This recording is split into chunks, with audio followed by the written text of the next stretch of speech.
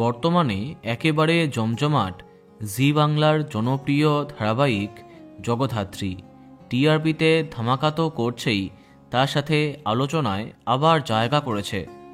বেশ কদিন যাবৎ একদমই ভালো ছিল না জগদ্ধাত্রী দর্শকের মন, কেননা জগদ্ধাত্রী ছিল মৃত্যুশয্যায়।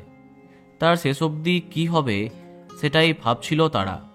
এরই মাঝে চ্যানেল ধামাকা প্রোমো লঞ্চ করলো, যা দেখার পরে বেশিরভাগ দর্শকের মত আবার টপার হতে পারে জগদ্ধাত্রী।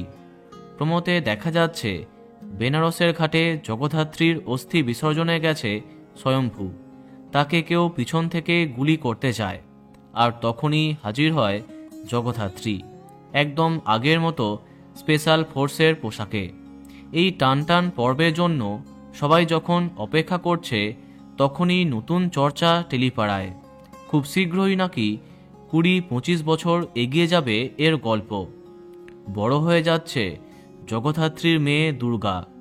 সেও তার মায়ের মতোই দুঁদে পুলিশ অফিসার হবে। সেই চরিত্রে অঙ্কিতা মল্লিক নয়, অন্য কাউকে দেখা যাবার কথা এখন সামনে আসছে।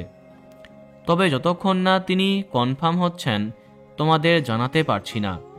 তবে দুর্গার পাশে জগদ্ধাত্রী স্বয়ম্ভুকে দেখা যাবে নাকি কোনোভাবে তারা আলাদা হয়ে যাবে তা জানা যায়নি। দেখা যাক কি চমক সামনে আসে। তো বন্ধুরা, এখন তোমার কি মন্তব্য কমেন্টে জানাতে পারো। আর এই রকমই আরও অনেক ভিডিও পেতে সাবস্ক্রাইব কারেন্ট পজ।